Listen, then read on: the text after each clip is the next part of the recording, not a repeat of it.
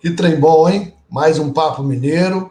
E hoje nós vamos conversar com o executivo, né? Ele é o secretário executivo do Instituto Movimento pela Felicidade, também professor convidado lá da Fundação do Cabral. Quer dizer, nós vamos conversar com gente inteligente, gente atuante, gente que está aí na vanguarda de muitos assuntos. Então vamos convidar aí o nosso querido amigo Benedito Nunes. Seja bem-vindo, Benedito.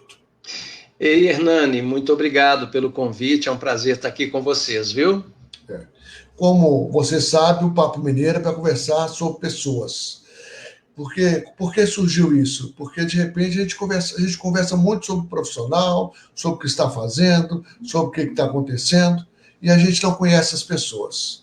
Eu mesmo estou ficando, assim, impressionado com o que eu tenho descoberto com os meus entrevistados. Muita gente boa escondida por aí, viu?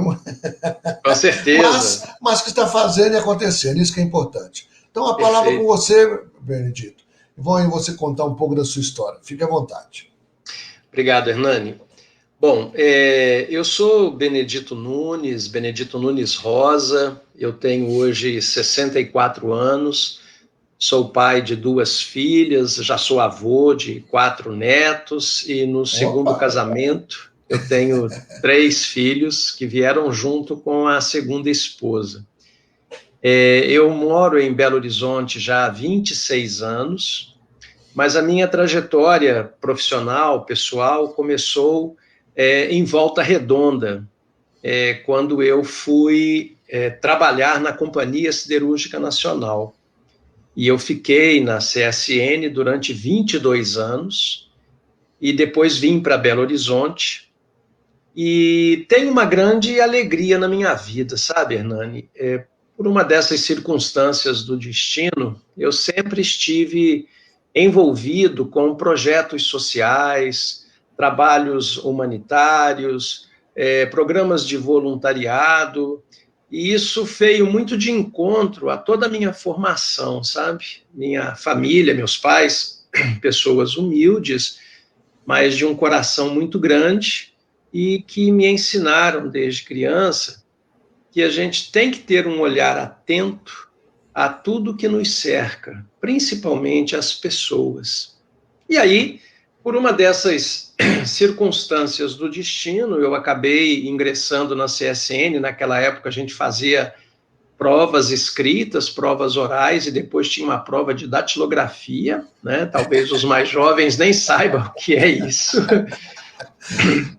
Mas eu fiz uma prova de datilografia e consegui passar em primeiro lugar, né? Nós tínhamos lá 3 vagas e eu e mais 2 colegas ingressamos na CSN e, de imediato, eu fui trabalhar no fundo de pensão com programas sociais. Depois de 16 anos dentro da CSN, nós tivemos a privatização, e com a privatização, todos os ativos sociais da CSN foram redirecionados para uma fundação que existia já na época, que era a Fundação Macedo Soares. E a sede dela era aqui em Congonhas. E aí começou uma ligação inicialmente profissional e que depois avançou para uma ligação afetiva com Minas Gerais, porque para trabalhar na fundação nova, né, que iria surgir, eu precisei viajar Brasil inteiro, conhecer muitas fundações. Então fui Fundação Acesita, Fundação São Francisco Xavier, Fundação Bradesco, Instituto Ayrton Senna, enfim, visitei muitas instituições para redesenhar a Fundação CSN. E ali eu fiquei 7 anos. E nessas idas e vindas, na época, eu visitava Belo Horizonte para conhecer algumas instituições e estava sendo criado, na época, a Fundamig. E o doutor Cássio Rosa Rezende, né, o doutor Cássio, ele era um idealizador, um sonhador dessa questão do terceiro setor, né, das fundações. e eu acabei travando conhecimento com ele e também com a hospitalidade mineira, porque no primeiro dia que nós nos conhecemos, ele me convidou para almoçar na casa dele, foi de uma gentileza assim fenomenal. É coisa de mineiro mesmo. Coisa de mineiro mesmo. A gente ficou, ué, mas gente, já assim, né? Que é isso? E aí, a partir dali, eu comecei a frequentar Belo Horizonte para participar do grupo de trabalho que criaria, né, a Fundamig. E nessas reuniões eu conheci uma pessoa absolutamente maravilhosa. Eu costumo dizer que ao longo da minha vida, sem desprezar todas as pessoas que passaram por ela de jeito nenhum, mas algumas pessoas foram profundamente marcantes, muito marcantes. E aqui em Belo Horizonte eu conheci uma pessoa que foi absolutamente decisiva na minha vida, que se chamava, já não está mais conosco, Nirlando Beirão. Eu lembro Nirlando, disso. na época, era presidente da Fundação CDL. E o Nirlando participava do grupo e a gente conversava, trocava ideias, e um dia ele me falou assim: Benedito, você não quer vir trabalhar em Belo Horizonte? Eu consigo que você venha para a Fundação CDL, estou precisando de uma pessoa com a sua energia, com a sua vocação, com a sua vontade de trabalho. Eu não sei muito bem porquê, mas eu falei, quero, eu venho. Aí voltei para Volta Redonda e pedi demissão da Fundação CSN, deixei para trás 22 anos de carreira e vim para trabalhar com Nirlando Beirão, aliás, para trabalhar com ele não, para aprender com ele. Eu nunca vi uma pessoa com um coração tão gigante, com uma vontade de trabalhar em benefício do ser humano, como eu vi no Nirlando. E aquilo me motivou demais, ou seja, ele tinha o direcionamento e eu, de certa forma, tinha o conhecimento e a energia. E nós fizemos uma dupla que durou 10 anos. Eu fiquei na Fundação CDL durante 10 anos, onde inclusive tive o prazer de te conhecer. E Nirlando e eu fizemos trabalhos muito, muito, muito interessantes, que ficaram aí na memória, né, da Fundação. E a gente acabou desenvolvendo projetos inovadores, trouxemos para Belo Horizonte o primeiro seminário de responsabilidade social. Já no terceiro evento, na terceira edição, já tínhamos a presença de uma outra pessoa maravilhosa, que foi o Luciano Penido, que é o Luciano Penido. Na época era presidente da Samarco e do Conselho de Cidadania Empresarial da FIENG, e propôs que juntos fizéssemos um grande seminário de responsabilidade social, e só para se ter uma dimensão, foi um evento feito lá no Minas Centro, para 2.000 pessoas, com a presença do então presidente Lula, do primeiro-ministro da Noruega, do presidente do BID. Fizemos uma revolução socialmente responsável em Belo Horizonte. E aí, depois de um ciclo de 10 anos, eu comecei a me aproximar da Fundação Dom Cabral. Minha esposa trabalhava na CEMIG na época, e a gente acabou conhecendo algumas pessoas, uma delas, o professor Cláudio Boechat, uma outra pessoa que eu guardo num lugar muito especial no meu coração, e o Cláudio me convidou para, voluntariamente, começarmos a conversar algumas coisas sobre sustentabilidade e tal, e depois de um ano de conversas e tal, ele me convidou para integrar o núcleo de sustentabilidade que existia na Fundação Dom Cabral. Eu fui para lá, eu saí da Fundação CDL, fui para a Fundação Dom Cabral como professor convidado, atuo lá até hoje em alguns projetos muito interessantes, mas ali na Fundação a gente começou a trabalhar essa questão da sustentabilidade de forma mais estruturada, num ambiente acadêmico, convivendo com professores e tudo mais. E aí, em um determinado momento, eu estava de férias com a minha esposa em Petrópolis, o pai dela morava em Petrópolis. E nós começamos... Adoro aquela cidade. Maravilhosa, né? Adoro Petrópolis. É um canto. E aí nós estávamos num jantar conversando e ele, uma pessoa assim especialíssima também, uma pessoa maravilhosa que também, infelizmente, já nos deixou, mas foi um grande mestre, um grande erudito, um grande professor. Tinha uma biblioteca maravilhosa com cerca de 7.000 livros. E eu um dia estava lá passeando pelo acervo e me deparei com um livro chamado Felicidade. Curiosamente, peguei aquilo e vi que havia sido escrito pelo Eduardo Gianetti. Isso me chamou a atenção. Como que um economista, né, se dedica a falar de felicidade? E li o livro, uma obra-prima, recomendo a todos que queiram ler. Da mesma forma que O Dragão e a Borboleta pode ser considerado o livro base da sustentabilidade para nós brasileiros, Felicidade, para mim, foi o livro base que me estimulou a começar a estudar felicidade. E aí, nessa trajetória de felicidade, eu acabei conhecendo a doutora Susan Andrews, que é uma monja, é uma americana radicada no Brasil já há 25 anos, mora em Porangaba, onde ela tem uma ecovila, e lá eu fiz uma imersão de 340 horas em biopsicologia, para entender os conceitos da felicidade. E dali a gente expandiu para psicologia positiva, economia comportamental, o próprio conceito do FIB, da felicidade interna bruta. E hoje eu me considero um aprendiz dedicado aos estudos da felicidade e do bem-estar.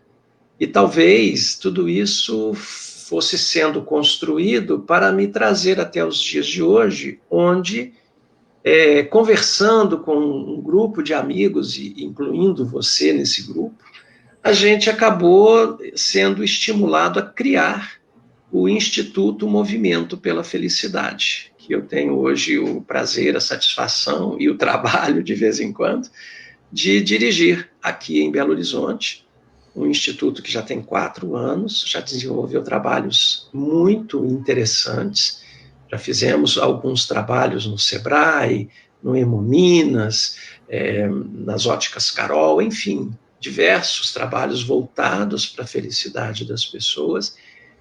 E eu acho que tudo isso foi para nos preparar para este momento que a gente está vivendo, um momento muito delicado, um momento de um adoecimento emocional muito profundo, e que a gente tem conseguido enxergar algumas possibilidades. Por isso, a gente não desistiu nunca de estudar a felicidade, entendendo que ela é um direito inalienável de todos os seres humanos e que nós, nessa luta diária, nessa corrida diária, acabamos abrindo mão, né, por conta aí desses compromissos, dessa agenda tresloucada que nós temos. Mas eu acho que a gente, de vez em quando, precisa parar, pensar, respirar fundo, sentar debaixo de uma árvore, refletir sobre a espiritualidade, sobre as nossas conexões com coisas mais poderosas, com as ideias que nos motivam. Então, eu me considero hoje, sabe, Hernani, uma pessoa, eu diria, quase realizada. Ainda faltam algumas coisas, mas eu tenho, sim, um sentido de realização muito grande. E, como eu te falei, né, eu tenho meus netinhos, e o xodó é a Maria Luísa, que é a netinha mais querida, por causa de hoje ser ainda uma pré-adolescente, né, então já ainda não é um adulto, mas não é mais aquela criança, e que me surpreende sempre que conversamos com coisas maravilhosas. E uma delas foi uma vez ela me perguntando: vovô, o que você faz? Eu falei: uai, Maria Luísa, o vovô ajuda as pessoas a serem felizes. Ela falou: ah, vovô, me ajuda aí, como é que funciona isso? Porque eu sei que o marceneiro faz móveis, que o metalúrgico, né, produz aço, que o médico cura as pessoas, mas fazer as pessoas mais felizes? Aí eu expliquei para ela como é que era essa história, né, as atividades, as palestras, as dinâmicas, e eu fui percebendo nela assim, um olhar de curiosidade, um olhar de atenção muito grande. E quando eu terminei, ela virou para mim e falou: vovô, quando eu crescer eu quero ser igual a você.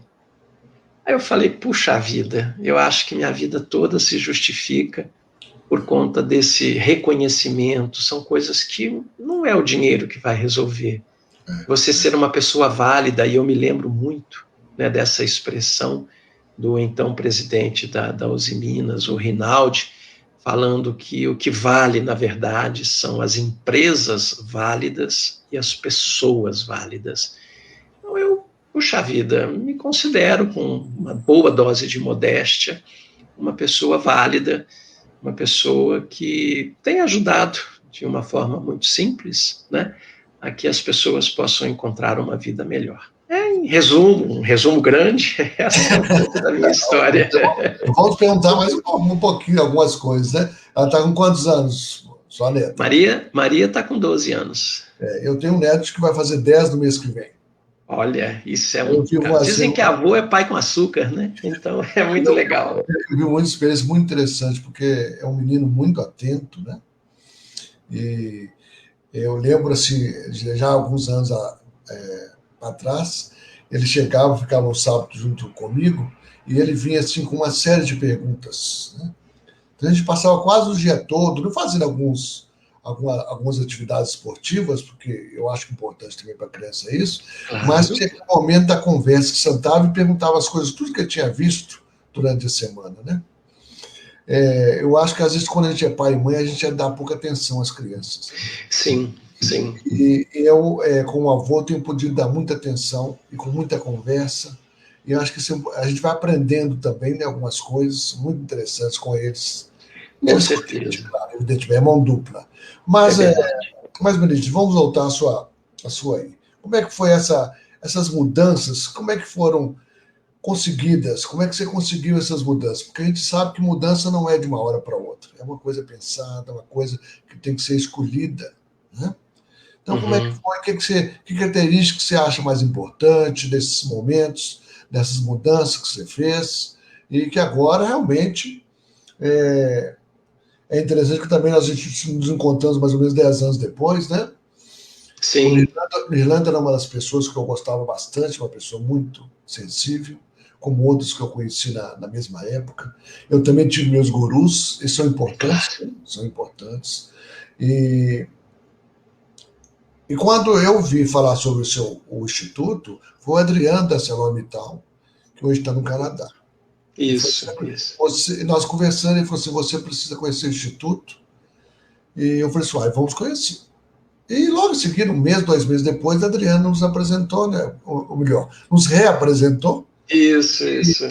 E hoje também eu estou aí como candidato, né? Estou entrando no Instituto também, isso é importante. Isso. Eu gosto muito do assunto, gosto muito do tema, eu acho ele extremamente relevante. Mas me conta essas mudanças aí um pouquinho. O Hernani, eu tenho a minha escolha doutrinária, né, minha escolha religiosa, acredito que todos nós nascemos no seio católico e depois a gente faz as suas escolhas, e a minha é o kardecismo, né, eu sou um espírita, e eu acredito muito na influência, no cuidado da espiritualidade conosco. Logicamente, eles não têm o poder de fazer mudanças, de fazer mágicas, como às vezes a gente imagina, mas eles podem nos influenciar, nos orientar. E eu acredito muito na intuição, sabe? Eu acho que a intuição é você estar preparado, disponível para receber, né, do mais alto, da espiritualidade, não dos espíritos, mas da espiritualidade, boas orientações, boas dicas. Às vezes você não escuta, né? Às vezes você escuta. E eu sempre me considerei uma pessoa muito protegida, muito amparada. Eu me recordo de um episódio, e aí, claro, a gente pode entender isso de várias maneiras, podemos até não entender, mas eu me recordo quando eu era mais jovem e eu frequentava um centro espírita em Volta Redonda, nós resolvemos fazer um show, uma peça de teatro. Um grupo de jovens ali, igual a mocidade nas igrejas, né, nos templos. E aí nós resolvemos fazer um show para a gente falar da espiritualidade, mas à luz das músicas. E eu me recordo que a maioria das músicas eram músicas do 14 Bis, do Beto Guedes. Eu não tinha nada com Minas Gerais, mas 14 Bis, Beto Guedes, Milton Nascimento já frequentavam a nossa vida emocional desde sempre. E aí convidamos o pessoal, né? Estava lotado, devia ter umas 200 pessoas, foram lá assistir os meninos, né, que vão cantar e tal. E depois que terminou o show, o pessoal gostou muito, mas uma senhora veio falar comigo. E ela falou: Benedito, eu não sei se você acredita, mas eu quero te contar uma coisa que eu vi. Falei: por favor, pode falar. Quando vocês cantavam, quando vocês tocavam os instrumentos, eu via as notas musicais subindo para o teto do nosso auditório. E quando você começou a tocar e cantar, eu vi algumas notas subindo e por alguma razão eu resolvi seguir essas notas. E quando eu terminei de vê-las, havia uma pessoa muito bonita. Ela não mencionou se era homem ou mulher, mas havia uma pessoa muito bonita no alto que recolhia essas notas e derramava sobre você assim, como se fosse uma chuvinha, uma garoazinha cintilante. E eu pensei comigo, essas duas pessoas são muito próximas, embora estejam em dimensões diferentes. Eu quero te dizer, Benedito, que você tem um grande caminho humanitário pela frente. Você não é perfeito, você tem uma série de defeitos, como todos nós, Claro. Mas nunca desista da vontade de ajudar os outros. Isso. Nunca desista disso. Mesmo que digam que isso é besteira, que isso é perda de tempo. Ou seja, irradie o amor. Ela falou exatamente isso. Irradie o amor que Jesus nos ensinou. Aquilo me tocou profundamente, eu sou muito assim ligado a essas coisas e tal. A partir dali, eu comecei a olhar o mundo buscando sempre as oportunidades. Onde eu posso ser útil? Onde eu posso ser útil? Então, eu acho que uma das minhas características é a fé, a certeza implícita de que todas as minhas decisões, elas poderão ter problemas, poderão ter dores, mas elas estão num caminho muito certo. Foi isso que me fez escolher vir para Belo Horizonte, foi isso que, num insight, me fez aceitar o desafio de ajudar a fundar o Instituto, foi isso que me fez escolher a disciplina da felicidade como uma disciplina na minha vida, a despeito de, por exemplo, na Fundação Dom Cabral, embora fosse brincadeira, né, dos meus colegas, quando eu ainda estava no núcleo de sustentabilidade, chegava eu e o Cláudio para almoçar, no refeitório, no restaurante, eles falam: ih, lá vem os abraçadores de árvore, lá vem os bicho-grilo, né? Já vem os fumaça. A gente ria, dava gargalhada e tal, mas a gente entende que, às vezes, as pessoas não estão muito preparadas para determinadas coisas. E com a felicidade, às vezes acontece também.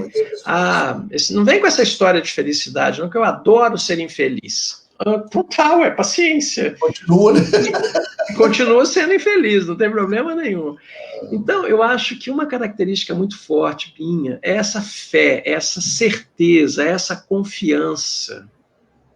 E a confiança, Hernani, é uma coisa inerente do ser humano, e às vezes a gente abre mão dela. Você já viu quando você pega um bebê de 6 meses, 3 meses, que você fica brincando de jogar ele para cima e pegar, jogar, ele dá gargalhada. Ele não tem a menor preocupação de que vai cair. Por quê? Porque é confiança. Justamente. Isso é inerente ao ser humano. Então, por isso que eu falo assim, quando vem uma ideia, vá em frente. E acho que foi isso que me motivou a fazer as minhas escolhas, a fazer mudanças radicais, né? Sair de uma cidade, sair de uma estabilidade de 22 anos e vir para uma cidade totalmente nova. Eu, quando vim para Belo Horizonte, eu não tinha nenhuma referência aqui. Eu fui morar lá no Baixo Bahia, na Rua da Bahia para baixo da Afonso Pena. Eu dividia um quarto com mais 3 pessoas em 2 beliches. Éramos 4 no quarto. E um dos colegas era garçom. Ele chegava, era 3, 4 horas da madrugada, estava todo mundo dormindo, ele chegava, acendia a luz, abria guarda-roupa, ia tomar banho, quer dizer, foram 6 meses, mas eu tinha certeza de que ia dar certo. E aí, deu tudo certo, sabe? Então, eu acho que a coragem, a vontade de fazer. Para cumprir com você, nós estamos chegando no finalzinho, então queria que você deixasse uma mensagem, e você também falou que quer fazer um convite, então vamos lá. Ah, claro, claro. Bom, a minha mensagem é assim: as pessoas são vocacionadas para o bem. O mal é uma circunstância temporária.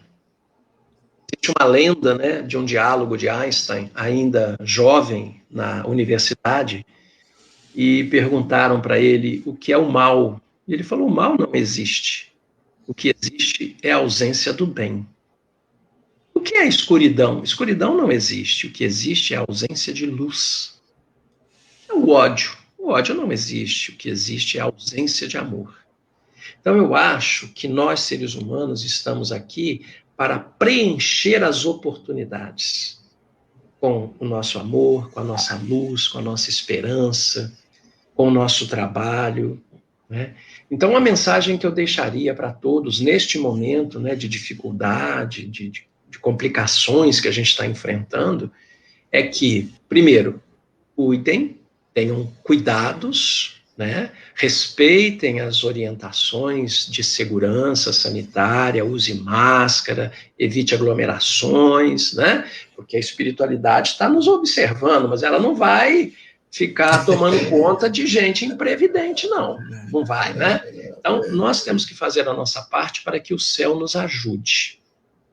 E para aquelas pessoas que às vezes se sentem frágeis, se sentem com dificuldade, eu deixaria a seguinte mensagem: nós, no Instituto, estamos promovendo, preparando, né, o lançamento de um grande congresso sobre felicidade, bem-estar, saúde mental, que vai acontecer no início do ano que vem. Mas, já a partir do dia 20 de março deste ano, a gente vai iniciar essa jornada de bem-estar, felicidade, né, e cuidado com a nossa saúde. Porque no dia 20 de março, quando se celebra o Dia Internacional da Felicidade, decretado pela ONU, nós vamos fazer um encontro, convidamos Monja Coen para estar conosco, para trazer uma mensagem para todas as pessoas, e vamos celebrar o Dia Internacional da Felicidade com uma mensagem de esperança, de fé, de cuidado, de respeito às regras, né, de respeito aos nossos líderes, aos nossos dirigentes, para que a gente supere esse momento de dificuldade e saia dele fortalecidos. A minha grande preocupação, como é que nós vamos sair, sabe, Hernani? Eu gostaria muito que a gente saísse melhor, enquanto humanidade. Nós saíssemos melhores. É isso que eu espero. Então, o convite é um convite de esperança, porque realmente dias melhores virão, mas eles dependem das nossas atitudes de hoje. Então, amanhã, 20 de março, 19h30. Isso, 20 de março, 19h30. Em breve nós já teremos, né, o convite disponível lá no site da Simpla para as pessoas fazerem as suas inscrições. É totalmente gratuito, o evento não tem custo, né? Mas precisa de fazer a inscrição para a gente disciplinar um pouquinho a participação das pessoas. Esperamos que seja um número bastante expressivo. Obrigado, um abraço, Benedício. Obrigado aí por Eu que agradeço pela oportunidade. Tão bela, viu? Muito obrigado. Obrigado a você pela oportunidade de compartilhar isso com vocês. Um abraço, viu? Então, terminamos aqui mais um Papo Mineiro, e esse foi bom demais, né? Então, Benedito Nunes contou um pouco desse conceito de felicidade e também da sua trajetória belíssima nos aspectos sociais, humanitários, nas ONGs, nas fundações. Aproveite e acompanhe no Facebook Papo Mineiro. E vamos aguardar o nosso próximo entrevistado. Grande abraço a todos. Até já.